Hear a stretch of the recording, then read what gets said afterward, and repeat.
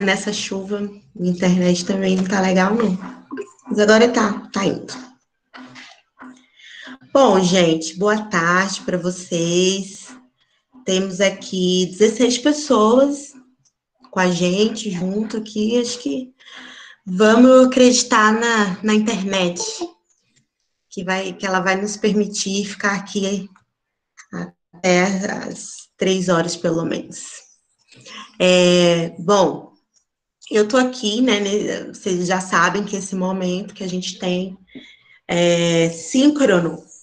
Não é propriamente uma aula nos moldes que a gente tinha no presencial. Eu vejo que os alunos têm muita dificuldade de se adaptar, porque a gente sente muita necessidade do formato de aula do ensino presencial, né? Que é aquele formato das 4 horas, né? De dar o texto todo esmiuçado. Aqui a gente vai colocar alguns apontamentos gerais sobre o conteúdo, e vocês usam o espaço também para tirar dúvidas, usam o espaço para esclarecer algumas coisas, e por conta da conectividade, do custo da conectividade, a gente precisa ser bem objetivo nessas atividades síncronas. Mas, para além desses espaços aqui, né, do Google Meet, a gente usa também outros espaços, como o Google Sala de Aula, ou até ali as mensagens privadas que vocês podem mandar para mim, se vocês tiverem alguma dúvida, né? Eu estou abrindo uma exceção nesse momento, né, de disciplina, nessas 2, quase 3 semanas de disciplina, porque antes eu tinha um horário de atendimento mais restrito, né?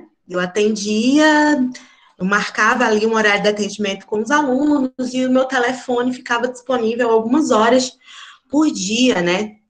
Para atender vocês. Agora não, como a gente só tem um pouco mais de 2 semanas, eu estou liberando o celular e eu acabo falando com vocês, sei que horas da noite, sábado e domingo. Nem deveria, mas eu acho que nesse momento a gente tem que dar um apoio mais intenso aí, para a gente se adaptar nesse formato novo de atividade, né, de aula síncrona. Então, esse espaço aqui, ele não é propriamente um espaço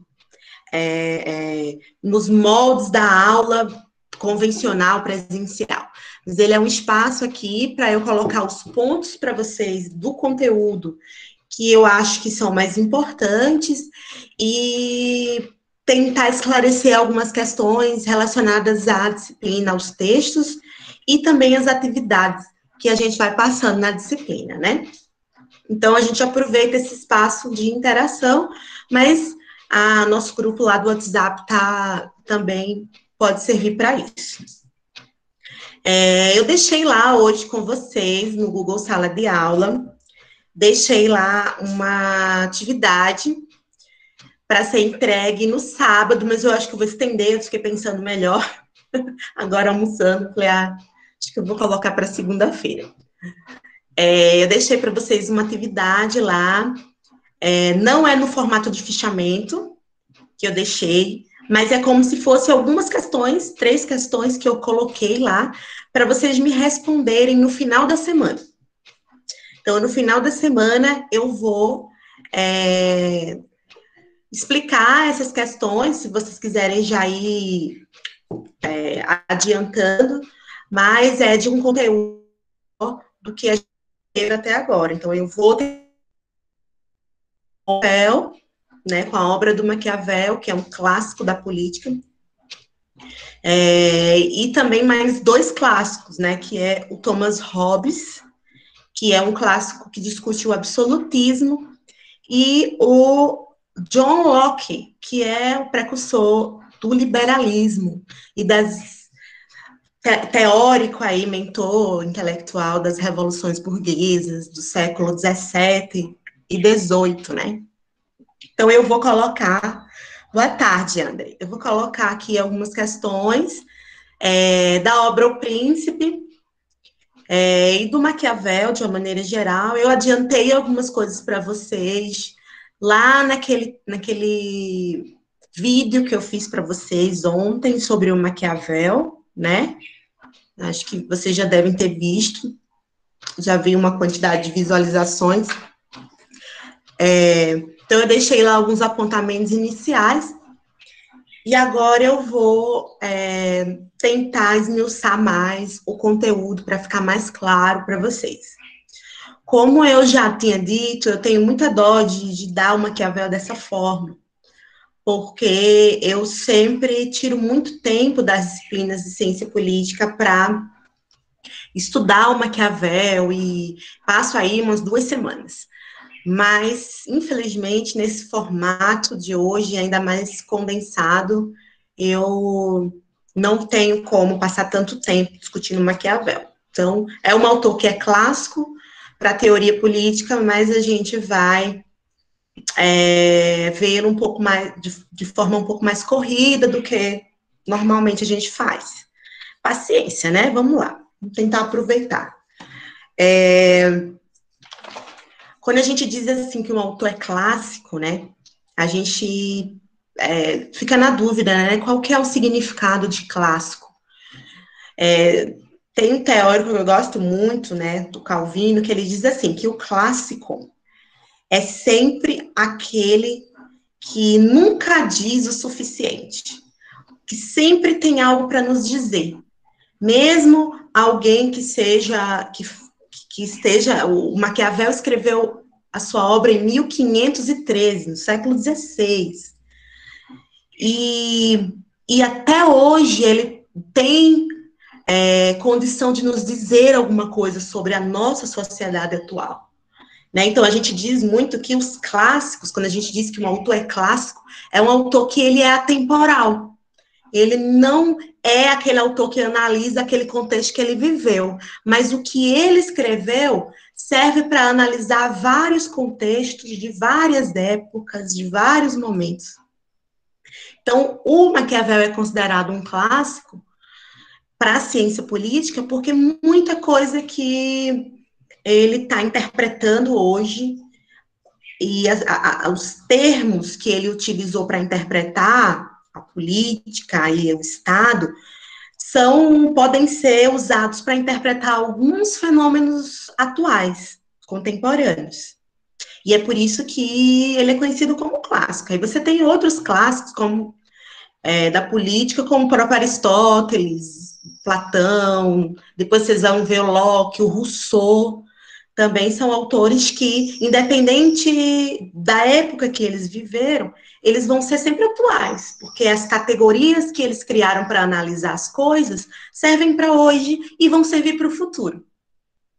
Né? Tem uma certa uma capacidade de analisar a realidade para além do seu tempo.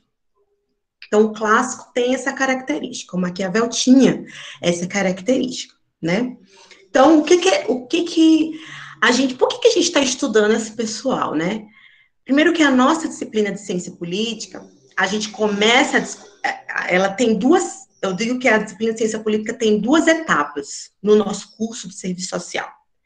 A primeira é a disciplina Introdução à Ciência Política, que é essa que a gente está fazendo, e a gente tem uma segunda disciplina que se chama Estado, Classes e Movimentos Sociais, que vocês vão estudar no 4º período.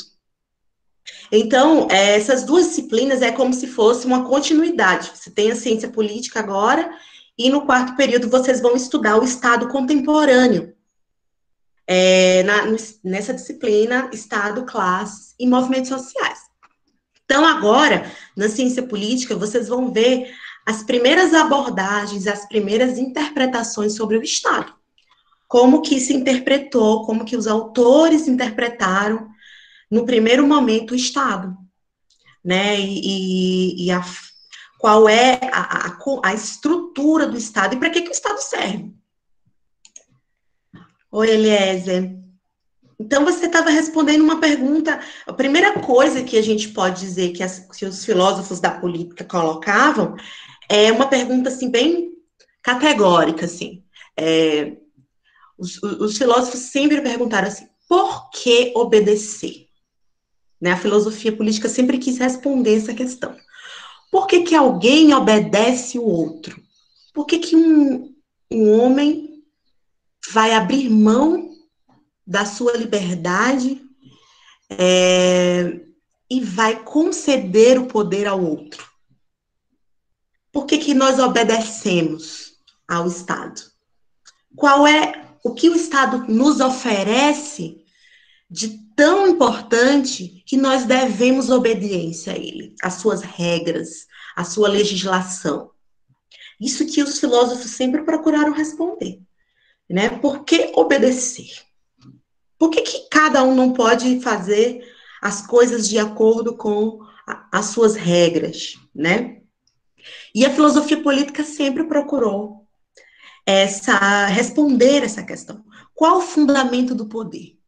Né? A filosofia política e a ciência política parte de uma ideia que o homem, todos os homens têm poderes, cada um de vocês tem poder. Nós temos um poder individual. Quando eu elejo alguém, ou quando eu estou dentro de um Estado, e nesse Estado existe um representante político, eu estou pegando o meu poder e doando o meu poder para aquele representante. E aí aquele representante vai juntar todos os poderes que foram delegados a ele e vão tomar as decisões como se fôssemos nós que estivéssemos tomando.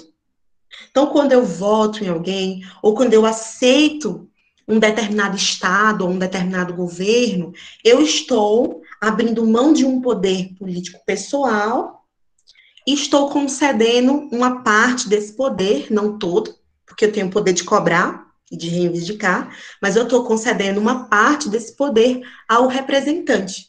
Quando eu voto, eu estou dizendo assim, aqui está uma parcela do poder que eu tenho, o que você decidir é o que eu decidiria. Você está dando uma parcela desse poder e dando carta branca para o representante tomar as decisões por vocês, legislar por vocês, por exemplo. E a filosofia política sempre se perguntou, por que os homens fazem isso? Por que os homens abrem mão do seu poder pessoal? E eles procuraram responder essas questões, né, de maneiras diferentes, de acordo com cada contexto que eles viviam, e tentar ali lançar novas perguntas sobre isso. Mas, no geral, os estudos da filosofia sobre o Estado estão perguntando, né? Por que obedecer? Qual o fundamento do poder? Como esse Estado ele se legitima, ou seja, por que ele é aceito da forma que ele está posto pelas pessoas? E aí, para a nossa realidade, isso é uma pergunta muito interessante, né? Que a gente está sempre se fazendo. E para a nossa cultura brasileira, né, mais interessante ainda, né? Nós temos uma cultura, como eu falei na última aula, nós temos uma relação muito difícil com o Estado, né? Nossa relação com o Estado, nossa relação histórica com o Estado é sempre muito difícil. Nós passamos por um Estado colonizador, né? De português, né? Passamos por um processo de ditadura militar, né, na década de 60, 70. Todas as manifestações políticas sempre foram muito reprimidas pelo Estado. E nós temos formas contemporâneas de Estado que sempre decepcionaram muitas expectativas sociais, enfim, com algumas exceções, mas que, de alguma forma, nossa cultura sempre tem uma relação muito problemática com o governo e com o Estado. Como eu estava dizendo na última aula, nós somos um dos únicos países, dos poucos países no mundo que o voto é obrigatório. A gente é obrigada a votar. A gente vota porque a gente precisa estar lá, kits com a justiça eleitoral. Se a gente quiser matricular em algum lugar, fazer algum concurso, a gente tem que estar kits com a justiça. Tem gente que não prefere pagar a multa, mas não vota, né? A gente tem uma relação muito difícil com o Estado. Em outros países, por exemplo, o voto não é obrigatório e existe um comparecimento às urnas bastante significativo, né? Das pessoas que votam porque elas entendem que é um momento importante de cidadania e elas votam porque elas querem ali participar da decisão, da tomada de decisão sobre quem irá nos governar. A gente, de alguma forma, tem uma certa resistência a participar desse processo. E aí, é claro que o voto é obrigatório, né? Foi feita uma pesquisa há 2 anos atrás, até participei da elaboração das questões pela Unicamp, e a gente fazia uma pesquisa para saber das pessoas se o voto não fosse obrigatório, se elas iriam votar. Uma parte, assim, gente, menos de 30% das pessoas responderam que votariam, porque acham que é importante, né? A maioria, 70% aí, respondeu que votam porque são obrigados a votar, porque exige aí existe uma exigência de estar aí quites com essa justiça eleitoral. Então, isso diz muito sobre nós, sobre a nossa relação com o Estado e com a política, né? Nós não nos sentimos parte desse processo eleitoral e nós não nos reconhecemos no Estado. Parece que o Estado não somos nós, né? Nós temos uma relação, né, de pouca identidade com o Estado. A filosofia política nos ajuda um pouco a perceber, a entender de onde vêm essas ideias, né? Por isso que a gente, nos cursos de ciência política no Brasil inteiro, a gente sempre estuda os mesmos autores, que são os clássicos da política, e num momento posterior, em outra disciplina, comigo também, vocês vão estudar as análises mais contemporâneas do Estado, no estado de bem-estar social e no neoliberalismo. Bom, então, vamos partindo dessa questão, né? Como se sustenta o Estado? Porque eu obedeço ao Estado. Todos os autores vão partir disso. O Maquiavel, grande Maquiavel, é um autor que está ali circunscrito num contexto muito específico. Coloquei um pouco para vocês no nosso vídeo da semana passada, não, de ontem, né? Que eu postei ontem. É um autor que vive numa realidade europeia, principalmente italiana, muito complexa.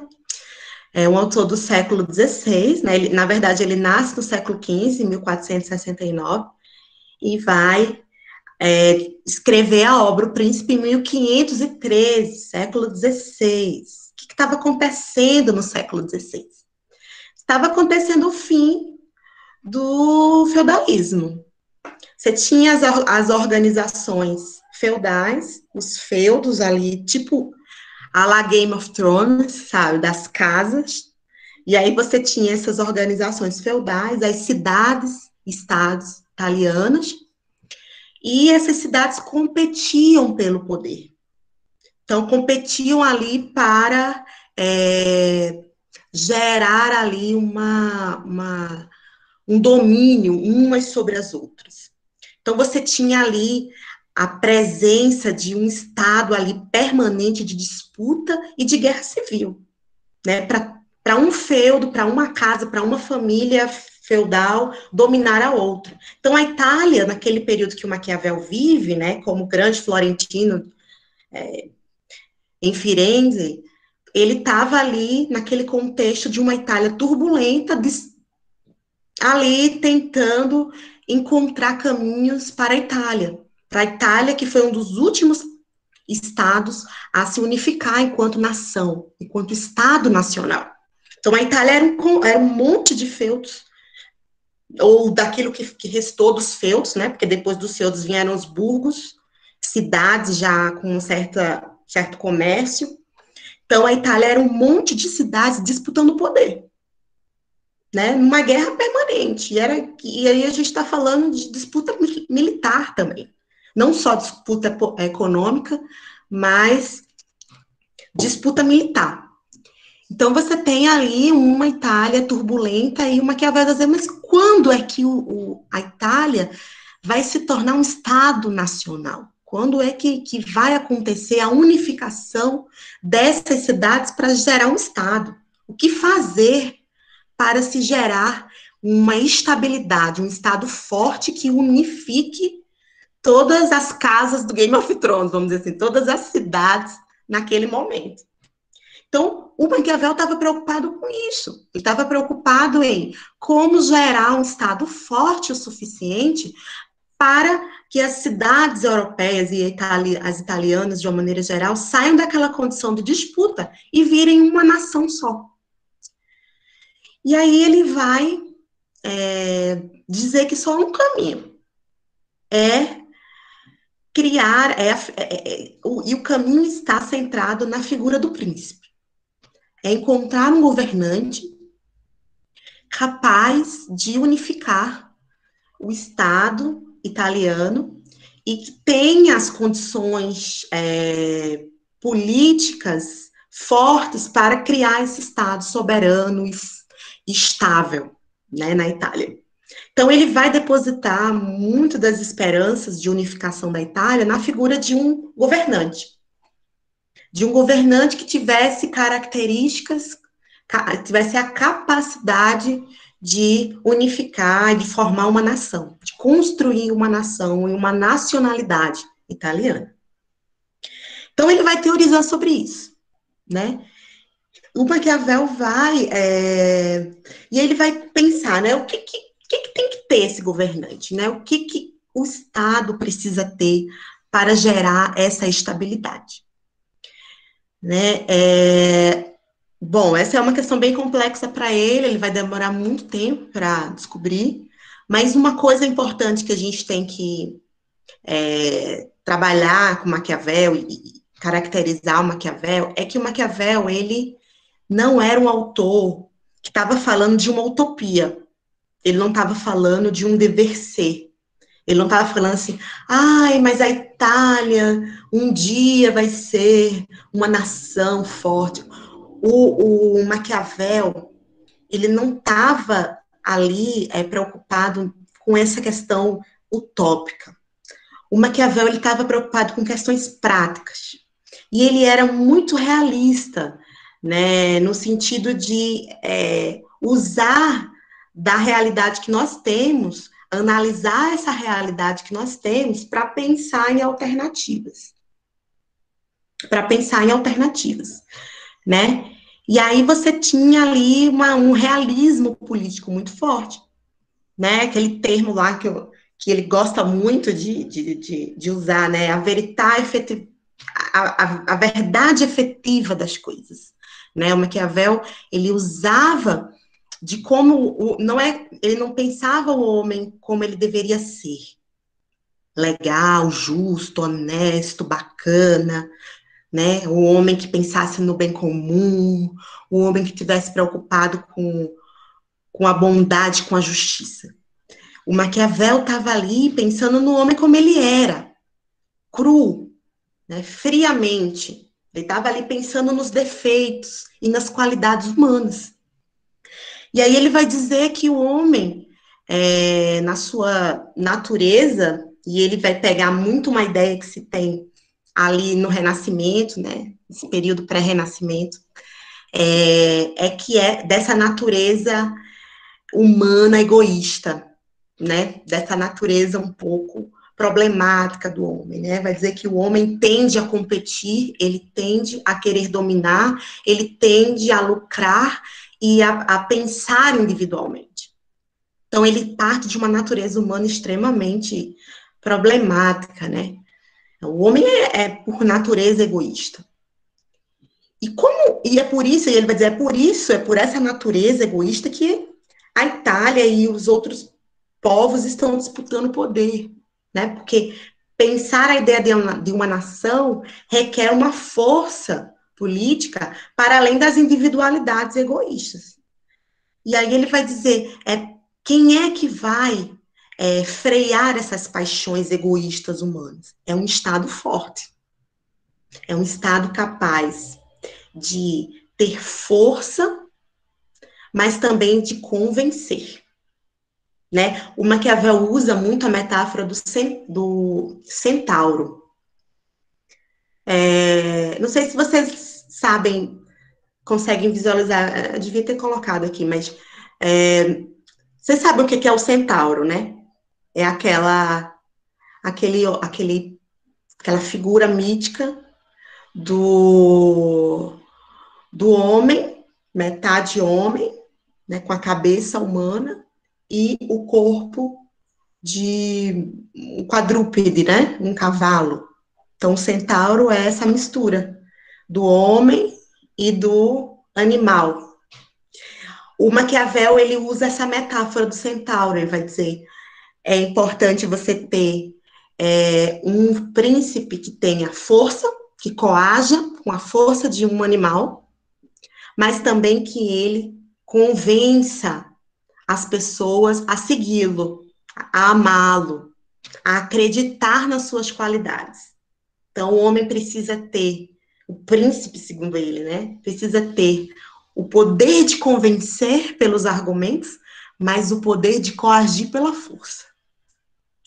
O consenso e a força, juntas no príncipe. E isso, de alguma forma, vai ser muito importante para a obra dele e para a ciência política de uma maneira geral, porque até então a política era muito floreada, assim, nós vamos construir o bem comum, um mundo melhor, um mundo justo. O Maquiavel, ele rompe com essa perspectiva e diz que a política não é só pensar o bem comum. Ele foge com aquele ideal grego que a gente viu. E ele vai entender que a política é a arte de conquistar o poder, e não só conquistar o poder, se manter no poder. Então, ele inaugura uma nova perspectiva sobre a política, que é a arte de conquistar, né, o Estado, de construir um Estado forte e unificado. Então, a política agora é vista como, nessa perspectiva que não é mais voltada a uma certa moralidade, né, de benfeitoria ou de bondade, mas a política agora é vista como algo prático, pragmático, como a arte de se manter no poder, né?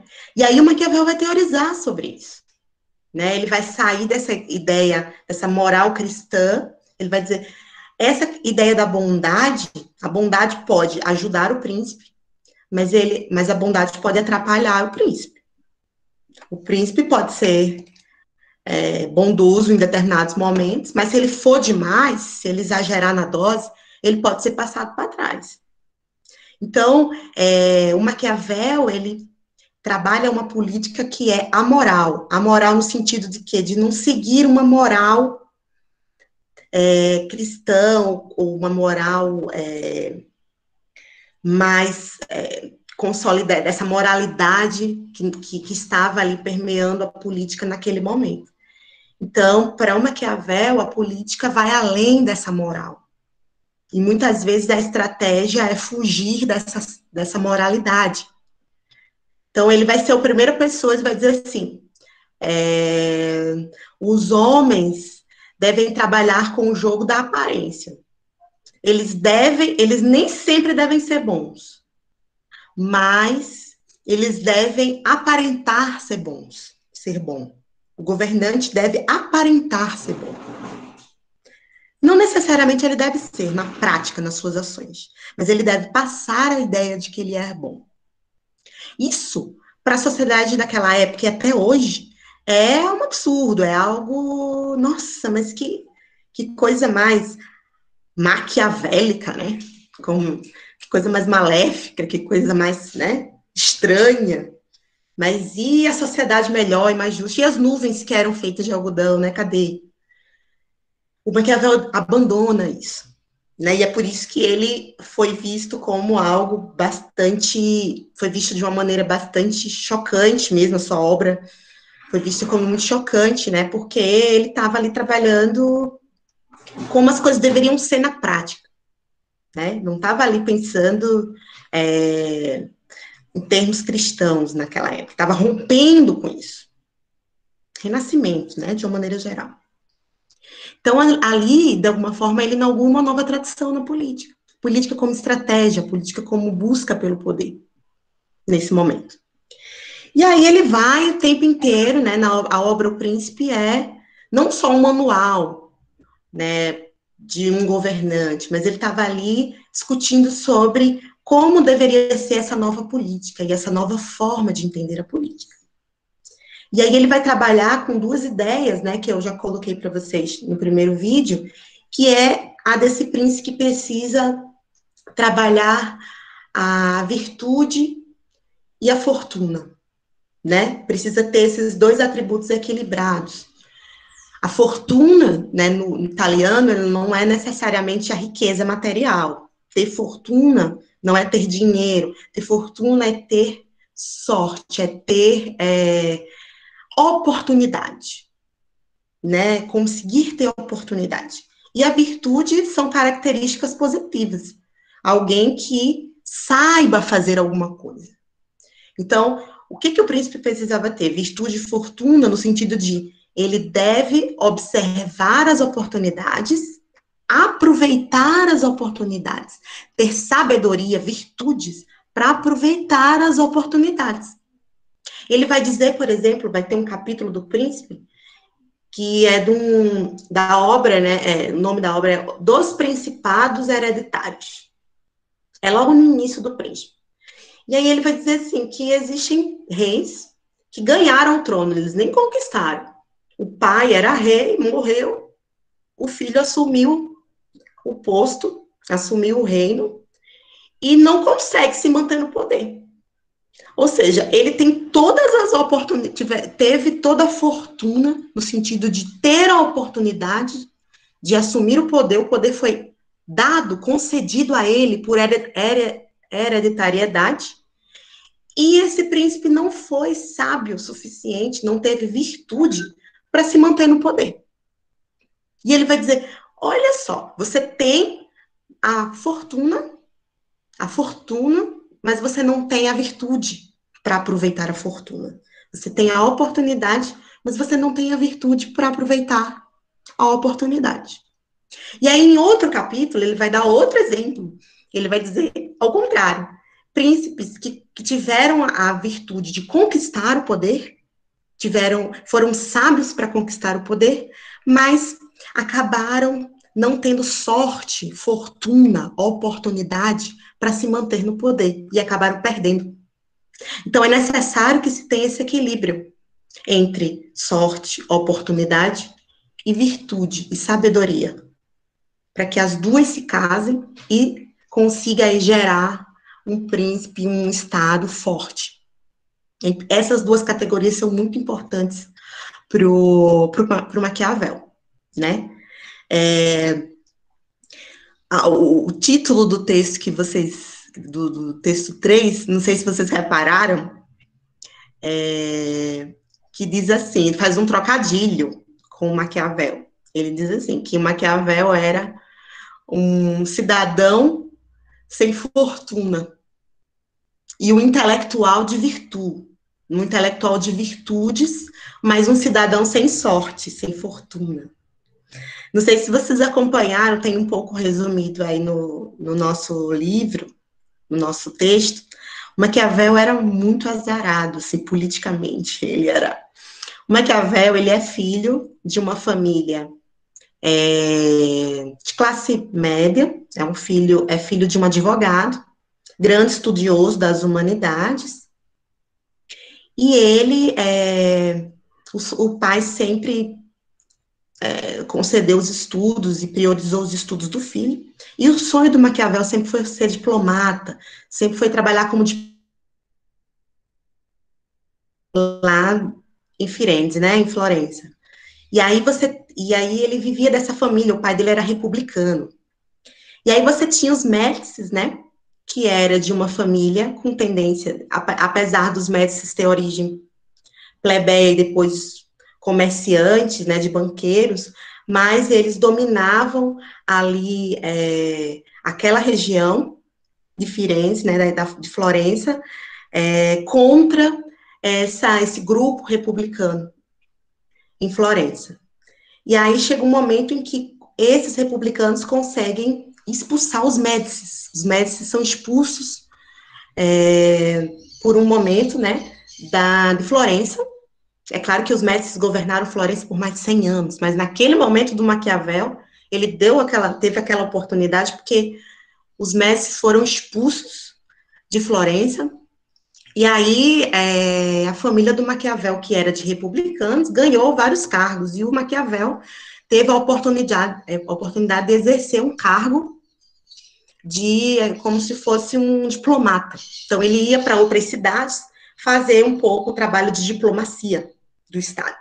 E ele amava fazer isso, era tudo que ele queria fazer. E ele aproveitou muito isso, e ele tirou muitas lições disso, desse trabalho. Mas aí, né, como nem tudo que é bom, tudo que é bom dura pouco, né? Os Médicis voltaram, conseguiram voltar e tomar Florença. E aí o Maquiavel se ferrou, né? Porque ele era filho de republicanos, estava ali representando o Estado republicano e foi torturado, não morreu por um milagre, né? Foi torturado como traidor e foi exilado nas terras da sua família. Então, ele era aquela pessoa da vida urbana, diplomata, que ia em várias cidades, e aí ele foi exilado pelos Médicis, na cidade, num sítio da família, numa propriedade rural da família. E Maquiavel ficou desesperado, porque ele não conseguia, né, viver ali naquele ambiente fechado. Ele queria ser diplomata, então ele ficou ali tentando dizer, não, eu não sou tão republicano assim, me dê uma chance, por favor, né, preciso de uma oportunidade, eu sou um excelente diplomata, eu fiz isso, fiz aquilo, e ele ficou ali tentando convencer os médicos, né, a dar uma chance para eles. A obra, O Príncipe, foi uma tentativa dessas, né, ele escreveu a obra e dedicou aos médicos, dedicou o príncipe aos Médicis, numa tentativa de demonstrar a habilidade que ele tinha com os assuntos de Estado. Então, ele ofereceu lá, tá lá, a dedicatória do Maquiavel para a família Médici, né, como uma forma de tentar convencê-los a dar uma oportunidade para ele. E aí, até que os Médici, tá bom, vamos lá. Você vai trabalhar na Universidade de Florença e você vai criar um livro, uma espécie de biografia, uma biografia não, mas a história de Florença. Escreva sobre a história de Florença, faça um livro sobre isso. E aí contratou, Maquiavel começou a contratar e ele se animou. E aí, quando ele se animou, opa, agora é a chance que eu tenho de retomar a vida, né, política. Os republicanos, os republicanos tomaram Florença e tiraram Médici. E aí Maquiavel foi tido como traidor da República, dos republicanos, coitados. E aí ele não aguentou, né? O homem disse, não, pelo amor de Deus, agora que eu tenho a oportunidade de discutir, de atuar sobre os assuntos de Estado, discutir sobre dentro das universidades. E aí é por isso que o autor coloca lá na... E aí ele morreu de desgosto, ele morreu voltou para a propriedade dos pais, lá no sítio, e ficou lá até morrer. Ele não aguentou mais o desgosto que teve, né?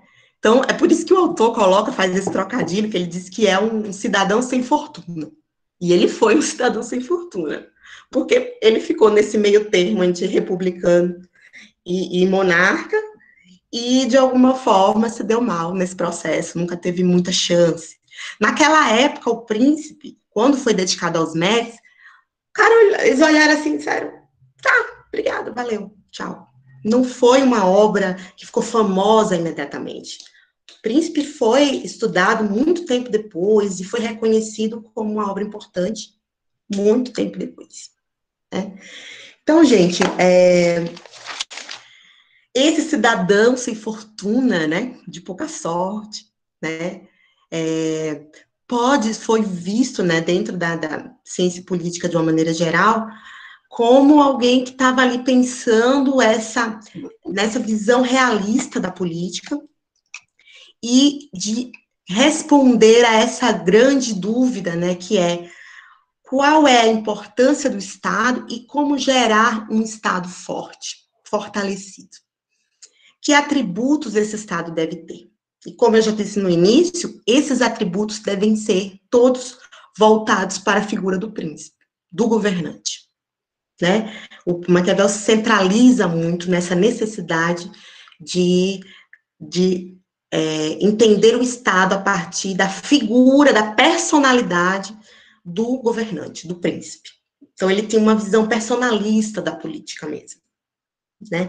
Mas é importante, e aí é a questão que eu coloco lá na atividade que eu deixei para vocês, lá na Google Sala de Aula, qual é a ideia de política que o Maquiavel traz? Por que o Maquiavel rompe com a ideia romântica, clássica da política? Que elementos o Maquiavel traz para a política, que o diferencia, né, que faz com que ele inaugure uma nova tradição da política, né? E aí como a gente colocou, essa política realista, essa verità effettivale, como ele coloca, né? A verdade efetiva do mundo, a mundo como ele é, e não como ele deveria ser. Essa política que é amoral, que não segue uma moralidade de bondade, de grandes virtudes cristãs. Então, ele rompe com essa perspectiva e ele associa a política à arte do domínio do Estado, a arte do governar, a arte de assumir o poder, a arte de conquistar e se manter no poder. Né? Essa é uma mudança drástica que a política sofre com a obra de Maquiavel. E é por isso que ele é tão importante. Eu até perguntei Gênito entrou agora, eu me lembrei, né, que eu fiz uma pergunta, porque eles fazem uma prova, né, de monitoria, e eu perguntei para eles assim, quem que foi o pai da teoria política? Não da política, mas da teoria política.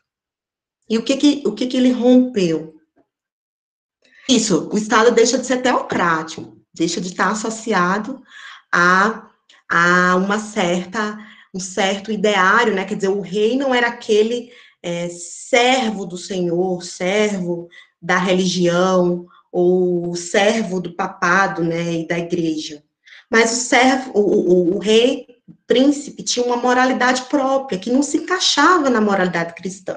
E o Luanson tá dizendo que esse príncipe deixa de, esse Estado para o Maquiavel deixa de ser teocrático. Sim, e essa é a grande ruptura de todo o renascimento e a tradição renascentista da política.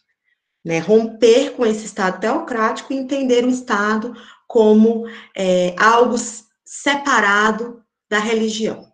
E que a política para o Maquiavel segue uma lógica própria, uma lógica, uma dinâmica muito própria de poder, de estratégia, de poder, de convencer, até de enganar, de manipular, de mascarar.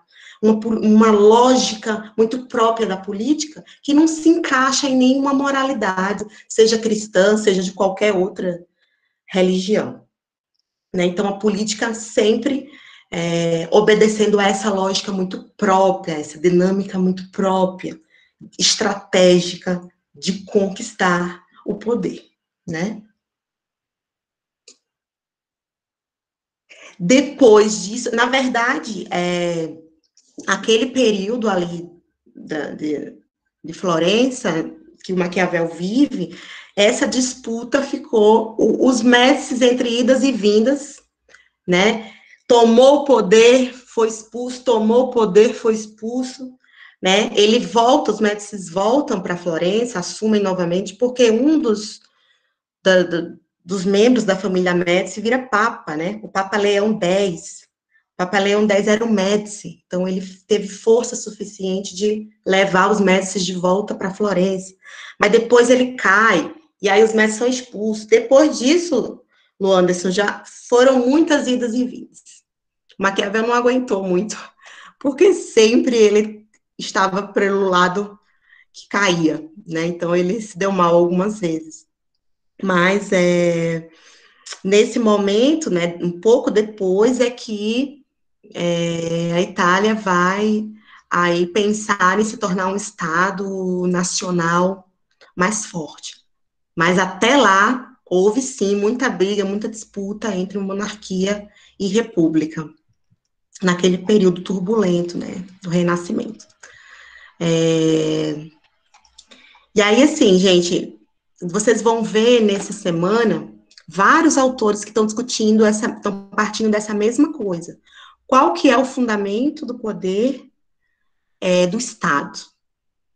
E aí você tem Maquiavel, nessa nova abordagem sobre o poder, dessa política aí amoral. Eu não digo que é imoral, eu digo que é amoral.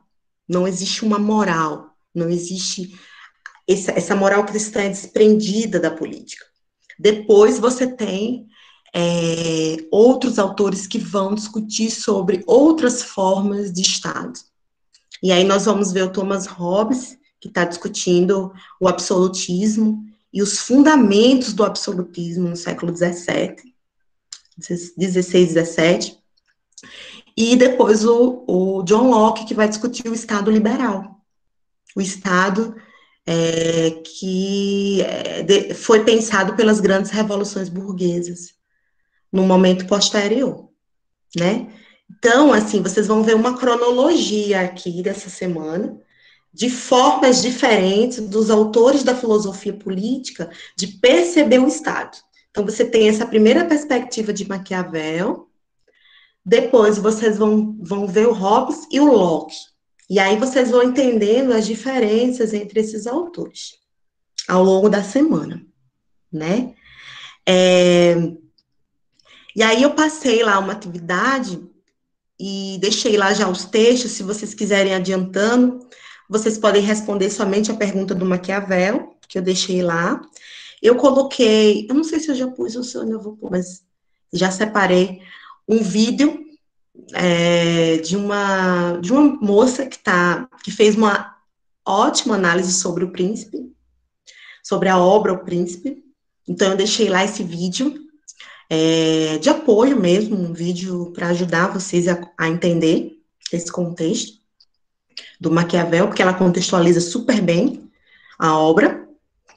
E deixei o próprio Príncipe, a obra O Príncipe, para vocês darem uma olhada. É uma obra pequena e que gostaria de trabalhar, esmiuçar com vocês os trechos do Príncipe, mas infelizmente a gente não tem tempo.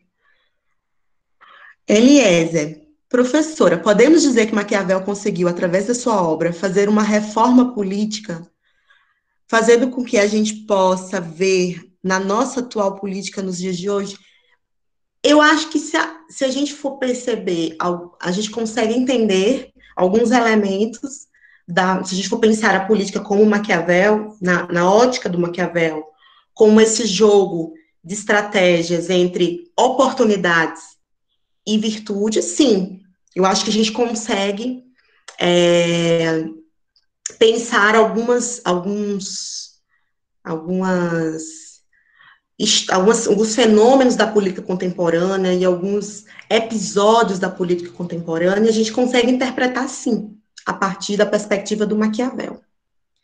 Mas algumas perspectivas que ele coloca, né, são muito difíceis da gente usar em termos de ciência política. Mas quem sabe as pessoas que estão no poder usam muito.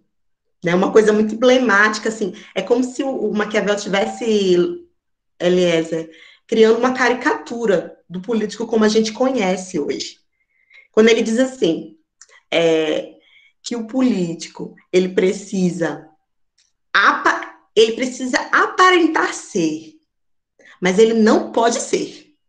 Ele precisa transmitir a ideia que tem determinadas virtudes. Mas, na prática, ele não pode ter. Porque se ele for bom demais, se ele for muito subserviente, muito caridoso, muito bondoso, ele não vai conseguir se sustentar muito tempo no poder. porque ele vai ceder demais e ele não vai conseguir conquistar o respeito. Né? Então, Maquiavel, ele vai dizer, você deve, e aí é uma caricatura do político, né? É como se ele tivesse, assim, aparente, esse jogo de aparência e de essência, né? É muito caricatura dos políticos de hoje, né? É como se ele estivesse ali desenhando o político como a gente vê na prática, né? Então, é interessante essa análise, porque na prática tem muita gente que lê o Príncipe que segue o Príncipe sem nunca ter lido, né? Mas é importante que a gente desconstrua essa ideia do Maquiavel maquiavélico, né? Não gosto desse termo, e quem chama o Maquiavel de maquiavélico nunca leu Maquiavel, ou se leu, não entendeu Maquiavel. Maquiavel não estava preocupado com essas nossas análises mais românticas da política. Maquiavel estava preocupado, gente, em fazer uma Itália forte, em unificar o Estado italiano. Então, ele estava querendo a todo custo dizer como nós vamos ter força para se criar uma nação italiana, um Estado italiano fortalecido. O que fazer? Ele estava pensando em estratégia de um Estado forte. Ele não estava pensando, poxa, mas que forte isso dizer que o príncipe deve enganar os seus súditos. Sim, ele estava dizendo, o príncipe deve enganar os seus súditos. Porque os súditos precisam ter uma imagem positiva do príncipe. Mas na prática, ele tem que matar, ele tem que sequestrar, ele tem que atacar. Estava falando coisas que para a gente é muito chocante, mas que naquele contexto do Maquiavel tinha um sentido muito pragmático, muito prático de tomada do poder. Então a gente tem que ter um pouco mais de compreensão para localizar a obra do autor dentro daquele espaço de tempo e dentro daquele contexto. O Gêneto, né? Estou assistindo uma série da Marvel na Disney Plus, Falcão e o Soldado Infernal. Eu não conheço. No episódio passado, um vilão da série estava preso.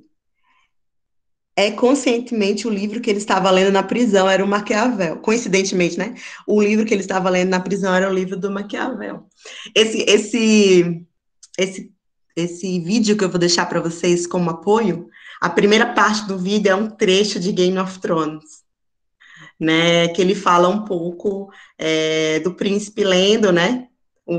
Aquele anão, não lembro o nome dele, o anão lendo um texto, e aí alguém pergunta assim, mas por que você precisa ler? Por que o príncipe deve ler?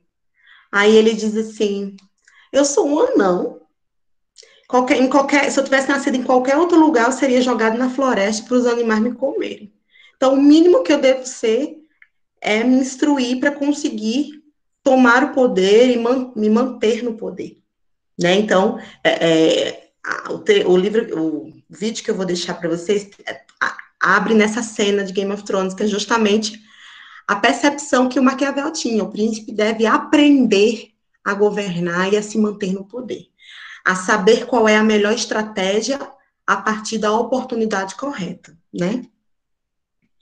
Pois a Itália estava sendo invadida por outras nações, então a única coisa que podia fazer era lutar, era tentar, né, sair daquele estado caótico que vivia a Itália e se criar esse estado italiano fortalecido. Era o que Maquiavel queria, né? Porque vocês sabem que a Itália foi um dos últimos estados a se unificar, né? Enquanto vários outros países já eram estados nacionais consolidados, a Itália era um campo de guerra, né?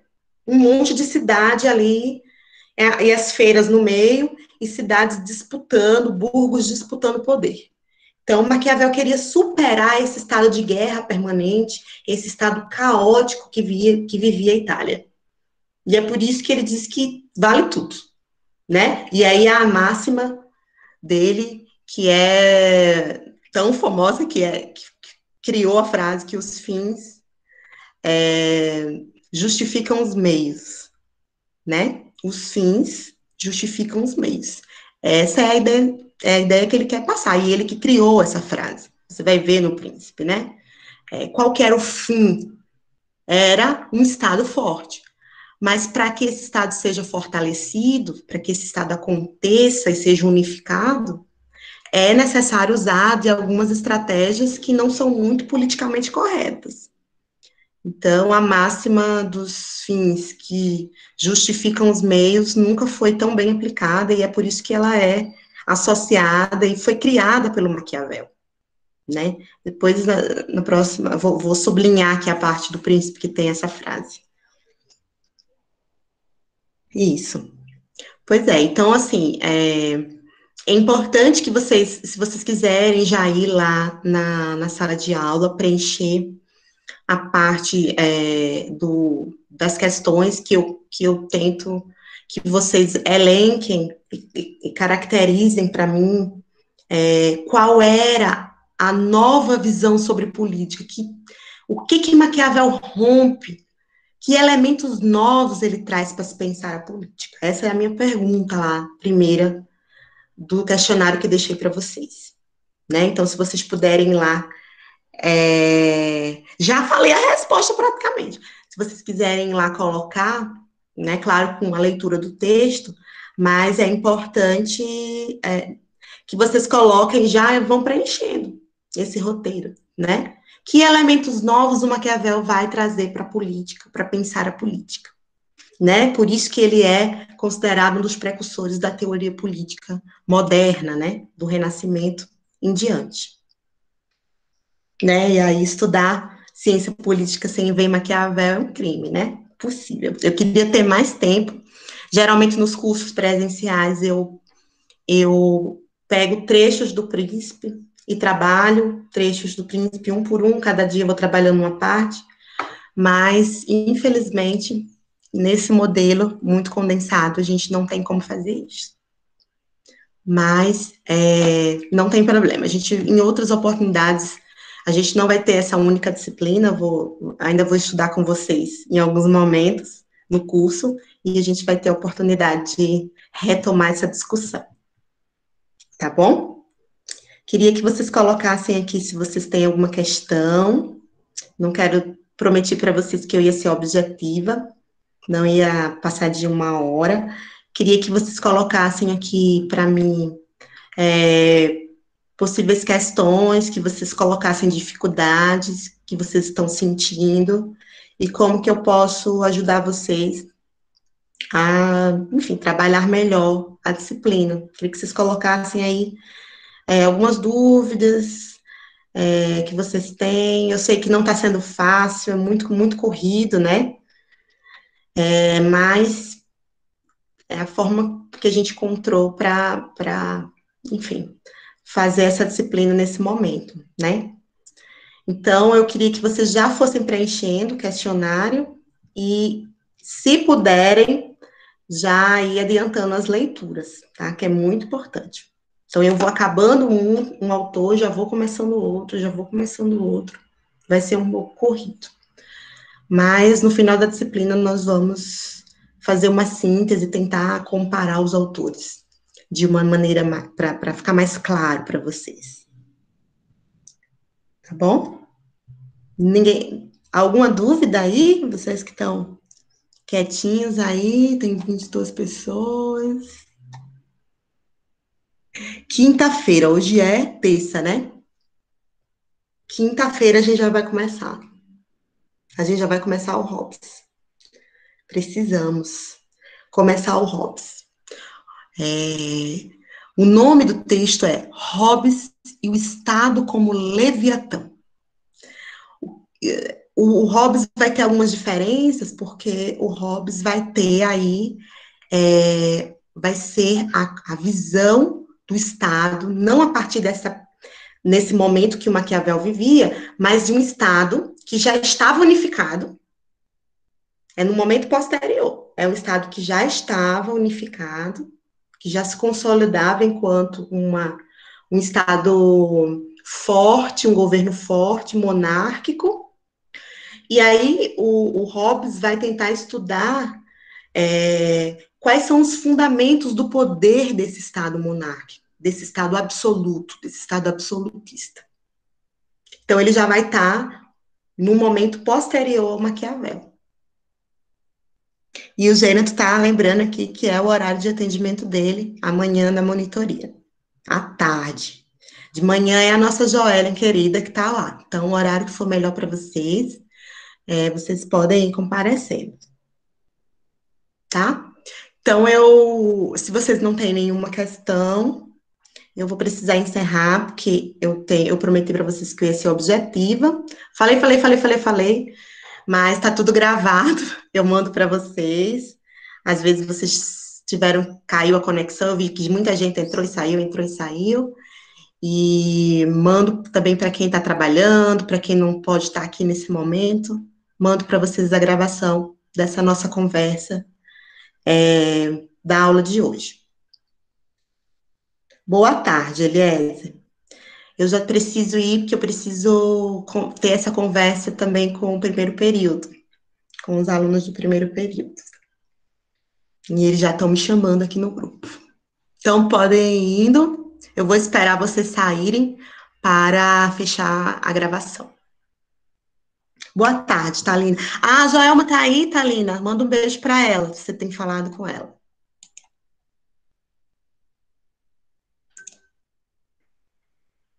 Boa tarde, Bruno, Gêneto.